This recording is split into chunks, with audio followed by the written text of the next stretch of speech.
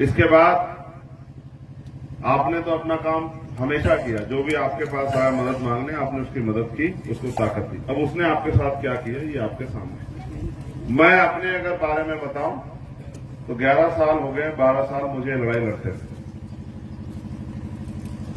जब किसी को कहीं मेरी जरूरत होती है तो मैं उसके बुलाने से पहले पहुंच जाता हूं, उसकी मदद करने के लिए, उसकी आवाज उठाने के लिए। लेकिन इस बार 11 साल के जीवन में जो मैंने संघर्ष के जीवन में मैंने खूब जेल काटी, 3-3, 4-4 बार 16-16 महीने जेल काटी, मुकदमे झेले, दिल्ली में 2-2 बार तिहाड़ काटी। भारत के किसी स्टेट की कोई जेल होगी जहां तक मैं नहीं पहुंच पाया। मैं लखनऊ भी रहा, मैं आगरा भी रहा, मैं जयपुर भी रहा, तमाम तरह से। लेकिन ये सारी मुसीबतें मैंने इसलिए काटी कि इनमें एक भी मेरा अपना मामला नहीं है, सारे मामले जनता के हैं। जब जनता पे अन्याय हुआ तो मैंने उनकी आवाज बनने का काम किया। जब मैं उनकी आवाज बना तो सरकारों ने हमें कुचलने के लिए झूठे मुकदमों का सहारा लिया। मैं इनसे थोड़ी डरता हूं, मैं तो अपने लोगों के भोलेपन से डरता हूं कि वो इतने भोले हैं, हर किसी के साथ खड़े जाते हैं, बाद में पछताते रहते हैं कि भाई ये तो नेता 5 साल हमें दिखाई नहीं गई। आप और मैं इस बात को समझ लें कि जो समाज महापुरुषों की बात के साथ नहीं खड़ा होगा उस समाज की तरक्की नहीं हो सकती। वो कोई समाज, डॉक्टर बाबा साहब अम्बेडकर हमें ये कह के गए कि शिक्षित बनो, संगठित रहो, संघर्ष करो। हम इन 3 नारों को अगर अपने जीवन में धारण कर लें तो हमें कोई भी मुसीबत नहीं आएगी। आज जो लोग शिक्षित हुए, जिन्होंने शिक्षा के रास्ते को अपनाया है, जो पढ़े लिखे हैं, डॉक्टर, इंजीनियर, आईएएस, आईपीएस, वकील, जज बने हैं, पटवारी, सेक्रेटरी, पुलिस में, आर्मी में, रेलवे में गए हैं, उनके घरों के हालात बदली।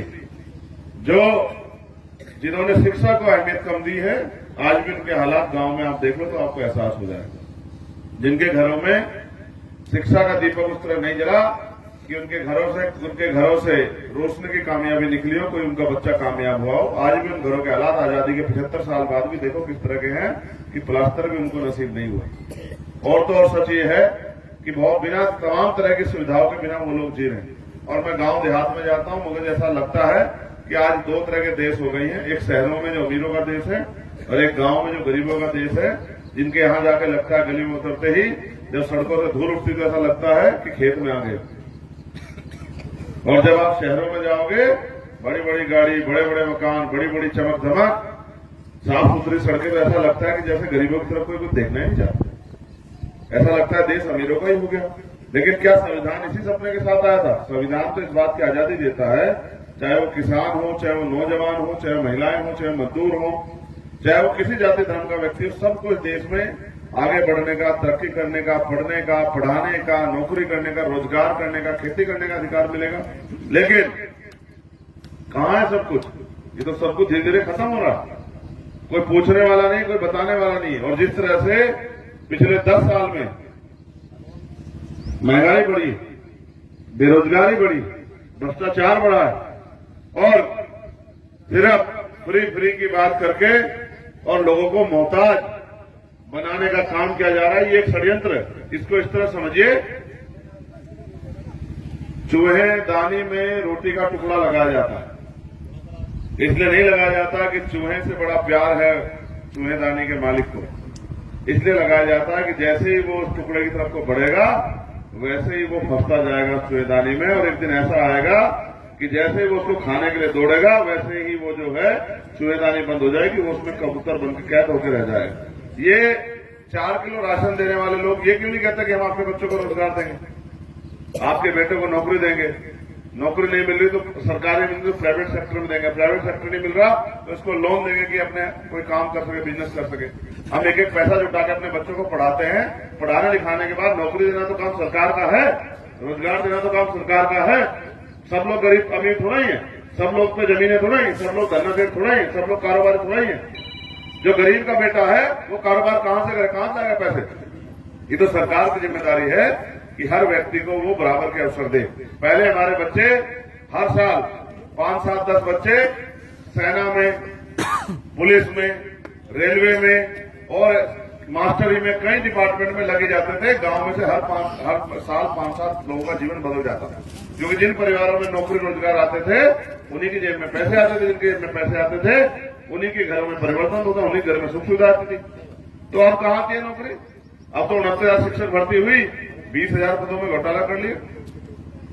पुलिस की भर्ती आई तो आपने देखा होगा, आपके गांव में से भी नौजवानों ने पुलिस की भर्ती का फॉर्म भरा था क्या किसी ने? है? तो आपने 400 रुपए जमा किए, फिर 4, 5, 6 महीने दम लगा के मेहनत की, काम छोड़ दिया। जो छोटा मोटा रोजगार करते थे, किताब पकड़ के बैठ गए कि भाई मैं पढ़ लिखना निकला है और हमें अपने माँ बाप की सेवा करनी है, कुछ पैसे कमाने तो नौकरी प्राप्त करनी है। आप यहां से अपने सेंटर गए, सेंटर जाके आपने पेपर दिया, पेपर देके आप खुश होते निकले कि भाई अब नौकरी मिलेगी, अब माँ को कुछ, अब जेब में पैसे आएंगे तो माँ के आंसू पूछूंगा, बहन के सपने पूरा करूंगा, भाई को कुछ दूंगा, पिताजी को जो है आप बुजुर्ग बड़ी उम्र में उनको आराम का जीवन दूंगा। लेकिन जैसे आप बाहर निकले आपको पता लगा कि पेपर लीक हो गया, अब पेपर कैंसिल हो गया, बताओ क्या करोगे? दरोगा की भर्ती में आप देखो कैसे इसी सरकार में उत्तर प्रदेश की बसों में बैठ के जो है पेपर दिए जाते, गरीब का बच्चा करे क्या? सब कुछ अमीरों का तो हो गया।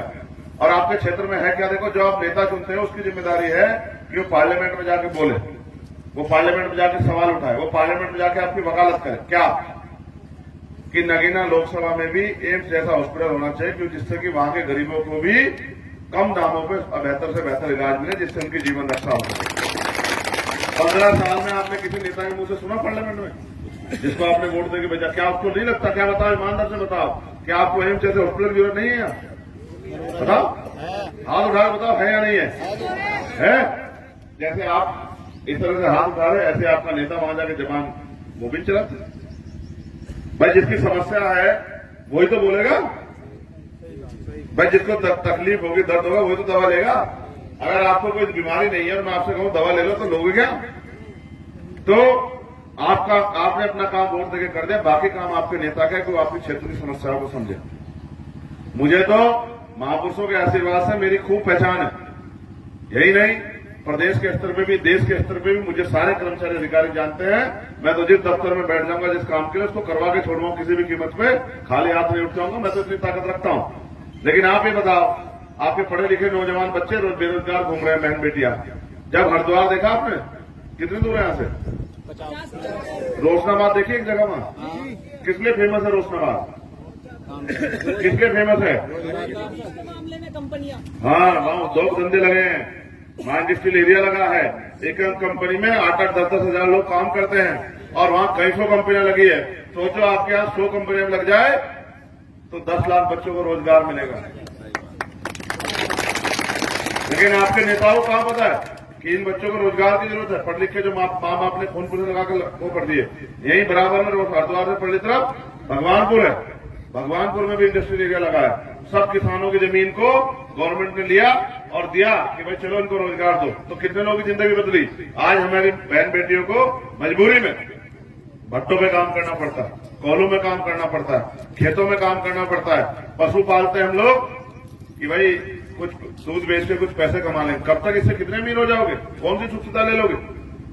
एक 4 रुपयों की गाड़ी नहीं खरीद पाओगे पूरी जिंदगी से, जब तक आप अपने बच्चों को कामयाब नहीं बनाओगे। कामयाब बनाने की जिम्मेदारी सरकार की है, लेकिन सरकार तो गरीबों की खाद उतारने में लगी। कैसे?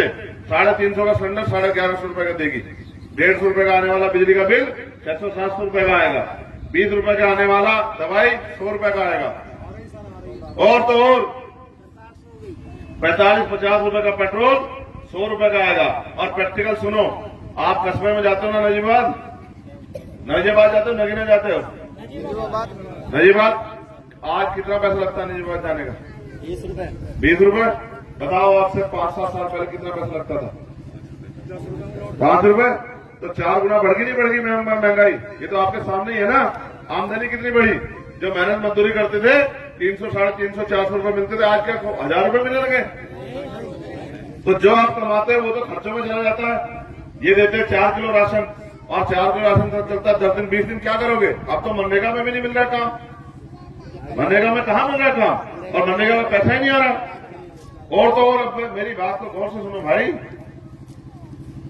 पहले हम मेहनत मजदूरी कर लेते, जो कब पढ़े लिखे लोग हैं, घरों गांव में रहने वाले, एक परिवार मिलके खेत की कटाई करता था, 1 साल का अनाज होता था। अब वो कटाई मालिक मशीन से करवा देता, 2 घंटे में हो जाती है।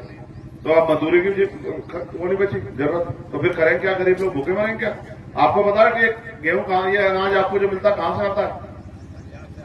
किसके पैसे का आता है? पता है आपको? नहीं पता आपको? नहीं पता होता तो अभी बताते हैं मेरे पैसे का जाता है। सुनो, आप 1 रुपए का सामान खरीदते हो, 28% टैक्स लगता है। आपने बोतल खरीदी कितने पैसे की है भाई? 10 रुपए।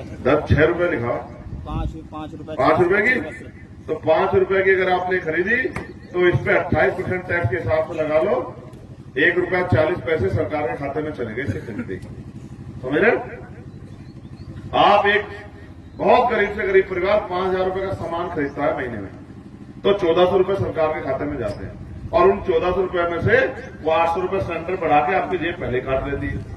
डीजल पे, पेट्रोल पे बढ़ा के, खाद्य पदार्थ पे बढ़ा के, दवाई पे बढ़ा के, स्कूल की फीस पे बढ़ा के, तमाम तरह की चीजों बढ़ा के, और फिर वो आपको 200 रुपए का राशन देकर ऐसा एहसास कराती है कि हम आपकी बहुत मदद कर रहे हैं। अब गरीब को लगता है भाई ये तो दे दिए कुछ, पिछली तो ये भी देती थी। भाई फिर मेरी बात सुनो, आप ही का पैसा 1,400 रुपए लेके और 200 रुपए का रोजगार अगर आपको राशन दे दिया तो कौन सा बड़ा काम किया? तो 1,200 रुपए आपका बचता है। भाई देश चलाने के लिए अगर आप सिस्टम का ऐसा नहीं बनोगे, आपके बच्चे कुर्सियों में नहीं बैठेंगे, तो आपके लिए पॉलिसी कौन बनाएगा? आज 500 रुपए पेंशन मिलती है गरीबों को, जो विधवा है, जो वृद्ध है, जो विकलांग है। आप बताओ 500 रुपए में ये बोतल 5 रुपए की आई, आप 4 बोतल एक दिन में पी लेगा नहीं पीलेगा आदमी मिनिमम? तो 20 रुपए की होगी। तो आप बताओ एक महीने में कितने पैसे की पानी पिएगा? 600 रुपए का। तो 500 रुपए सरकार कहती है 500 रुपए की पेंशन में पूरा महीने का खर्चा चल जाएगा। देखो कैसी मजाक उड़ा रही गरीबों। अधिकारियों को भी मोटी मोटी तनख्वाह पेंशन मिलती है, नेताओं को मिलती है, गरीबों को क्या मिलता है? गरीबों का खून चूसने वाली सरकार आ गई है। अगर आपको इनसे बचाव करना है तो फिर आपको अपने वोट का सही इस्तेमाल करना पड़ेगा, क्योंकि वोट ही हम पे हथियार है, जिनसे ना हम इनको लाठी से जवाब दे सकते, ना गोली से, ना किस चीज से। हम तो आम जनता है, हम इनको वोट से ही जवाब दे सकते हैं। अगर आप अपनी वोट से मजबूत फैसला लो, और जिस तरह से आपने और लोगों को मौका दिया, मैं तो सड़कों पे लड़ता रहा, अब मैं आपके बीच आया हूं। अगर आप सच में मेरी मदद कर दो तो मैं आपको दिखाऊंगा किस तरह का बदलाव होता है। मेरी उम्र 60 साल नहीं है, मेरे पास 60 साल नहीं कि मैं किसी चुनाव अकेले चुनाव की लड़ रहा हूं। सुख सुविधा की राजनीति करना चाहता तो गोलियां नहीं खाता। आपको पता अभी 400 गोली चली 6 महीने पहले मेरे से। मैं गोली खाकर भी जिंदा हूं इसलिए क्योंकि मैं गरीबों के आंखों में आंसू नहीं देख सकता हूं। मैं जब छोटा था मेरी माँ खेत से घास लाती थी, मैं स्कूल से आके घास की गठरी पकड़ के लाता था कि मेरी माँ के ऊपर ज्यादा वजन न पड़े। मैं तो गरीबी देख के आया हूं, और मैं गरीबों में से हूं, तो मैं उन लोगों की समस्या समझता हूं। इसलिए आपसे कह रहा हूं, कब होंगे आपके ये बिना प्लस्तर के मकान पक्के? कब आएंगे आपके घर में सुख सुविधाएं? कब आप अपनी, देखो आज गरीब आदमी बहन बेटी की शादी करेगा, कर्ज लेगा। पहले 3 लाख रुपए में हो जाती थी शादी, एक मोटरसाइकिल भी देती थी। अब होती है 5 लाख पार में, 6 लाख में, 7 लाख में। कहां से लाओगे कर्ज? कब तक सारी जिंदगी उतारते रहोगे? आज अगर इलाज कराना पड़ जाए अच्छे हॉस्पिटल में तो कर्जा नहीं उतरेगा पूरी जिंदगी। ठीक है, तो इसलिए, और पढ़ाई देखो कितनी महंगी होगी। डॉक्टर अगर अपने बच्चों को बनाना चाहो तो 1 करोड़ रुपए चाहिए, तो क्या करोगे भाई? कभी बन ही नहीं पाओगे डॉक्टर। गरीब का बेटा डॉक्टर बनेगा ही नहीं, इंजीनियर वकील बनेगा ही नहीं, जज बनेगा ही नहीं, IAS IPS बनेगा ही नहीं। तो भाई क्यों? क्या हम सारी उम्र ऐसे ही रहेंगे? तो इसलिए मुफ्त शिक्षा की व्यवस्था होनी चाहिए। कहां आपके अच्छे स्कूल कॉलेज यूनिवर्सिटियां, कहां डेंटल कॉलेज, कहां मेडिकल कॉलेज? क्यों आपके नेताओं ने नहीं सोचा? क्योंकि देखो उनके बच्चे पढ़ते हैं कॉलेजों में, आपके थोड़े। उनको अपने बच्चों से मतलब है, आपके बच्चों से नहीं। आपको अपने से मतलब होना चाहिए। मौका आपके पास है, माहौल बना हुआ है, चारों तरफ गूंज है कि इस बार नगीना पार्लियामेंट से गरीबों की ताकत से चंद्रशेखर आजाद पार्लियामेंट जा रहे हैं। और जब एक प्राइमरी स्कूल के मास्टर का बेटा, देखो बाबा साहब पढ़े स्कूल के बाहर बैठ के, पढ़े नहीं पढ़े? तो बाबा साहब पढ़े तो कितने लोगों के लिए रास्ते खोले नहीं खोले? तो जब बाबा साहब स्कूल के बाहर बैठ के पढ़े तो एक प्राइमरी स्कूल के हेडमास्टर का बेटा अपने लोगों के लिए तमाम तरह के उन अवसरों को पैदा करेगा, किसानों के लिए, नौजवानों के लिए, महिलाओं के लिए, दलितों के लिए, पिछड़ों के लिए, आदिवासियों के लिए, मुसलमानों के लिए, जैन के लिए, सिख के लिए, बौद्ध के लिए, जिनकी जरूरत आज बुनियादी रूप से हमें है। सच तो यह है, आज हमारे पास खाने के लिए अच्छी रोटी, पहनने के लिए अच्छे कपड़े और सर ढकने के लिए अच्छी छत भी नहीं है। सच तो यह है, पीने के साफ पानी की व्यवस्था भी हमारे यहाँ नहीं है। मैं गारंटी देता हूं कि यहाँ 90% लोग ऐसे होंगे जिनके घरों पे साफ पानी नहीं होगा, आरओ का पानी नहीं होगा। आप बताओ ईमानदार से, कितने लोग घरों में आरओ लगे? जरा हाथ लगा के बताओ। तो आपको नहीं पता कि आपके यहाँ का पानी खराब हो गया? आप देखो ना, आपके यहाँ का पानी खराब हो गया, बीमारी की जड़ हो गई, लेकिन अब सरकार को थोड़ा फर्क पड़ता। सरकारों को फर्क नहीं पड़ता। इसलिए मैं आपसे कह रहा हूं, जब सरकारों को आपके लिए फर्क नहीं पड़ता तो आप अपने बारे में खुद सोचो, ठीक है। मैं आपसे अपील करता हूं कि आप इस लड़ाई में मेरी मदद कराओ। बताओ कराओगे नहीं कराओगे मदद? दोनों हाथ उठा के बताओ, जो लोग मदद कराएंगे। जो एक हाथ उठाएगा उसकी नहीं मानी जाएगी, जो दोनों हाथ उठाएगा उसी की बात मानी जाएगी।